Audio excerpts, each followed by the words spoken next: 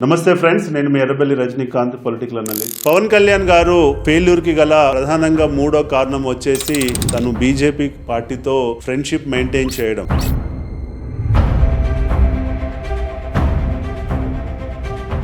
రెండు 2014లో వచ్చిన ఎజెండాలో తను ఒక సెక్యులర్ పార్టీగా డిక్లేర్ చేసుకున్న వ్యక్తి తను ఒక నాన్ సెక్యులర్ పార్టీ అయినటువంటి బీజేపీతో ఎలా చేతులు కలుపుతాడండి?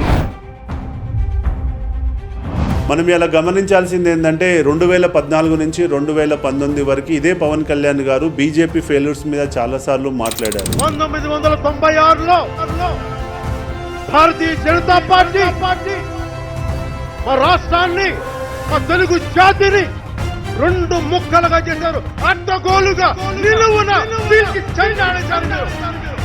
స్పెషల్ స్టేటస్ కావాలి అని చెప్పి నిలదీశారు. మరి అదే స్పెషల్ స్టేటస్ కి వ్యతిరేకంగా ఉన్నటువంటి బీజేపీతో మీరు చేతులు ఎలా కలుపుతారండి? మరి మీరు ఆ చేతులు కలిపితే ప్రజలు చూడట్లేదా? ప్రజలు రోజు మిమ్మల్ని గమనించట్లేదా? మీరు అదే పార్టీని విమర్శించి ఇవాళ 2019 వచ్చేసరికి మీరు అదే పార్టీకి సపోర్ట్ గా నిలబడితే ప్రజలు మిమ్మల్ని ఎందుకు యాక్సెప్ట్ చేస్తారండి? ఒక మతతత్వ పార్టీ అయినటువంటి బీజేపీతో మీరు ఫ్రెండ్షిప్ మెయింటైన్ చేస్తే ఇవాళ మీకు మైనారిటీ ఓట్స్ దూరం అవుతున్నాయి, అటు ముస్లిం క్రిస్టియన్ ఓట్లు దూరం అవుతున్నాయి. ఇవాళ ఎట్లా లేదన్నా 10 నుంచి 15% ఇవాళ ముస్లిం క్రిస్టియన్ ఓట్లు ఆంధ్రప్రదేశ్ లో ఉన్నాయి. అంటే మీకు ఆ ఓట్లు పడాయి కదా. ఆ ఓట్లు మీకు పడకపోతే రేపు మీరు ఎలా సీఎం అవుతారండి? మీరు ఇవాళ 2014లో వచ్చినప్పుడు సెక్యులర్ గా ఉంటా అన్నారు. అదే 2019 వచ్చేసరికి బీజేపీతో ఫ్రెండ్షిప్ కలపడం వల్ల మీరు నాన్ సెక్యులర్ అయిపోయారు. దాని వల్ల మీకు చాలా నష్టం జరిగిందన్నది మీరు గ్రహించుకోవాలి. కాబట్టి ఇప్పటికైనా మతాలకు అతీతంగా ఒక సెక్యులర్ గా ఉండగలిగితే మీకు భవిష్యత్తు ఉంటుందన్నది నా ఉద్దేశం.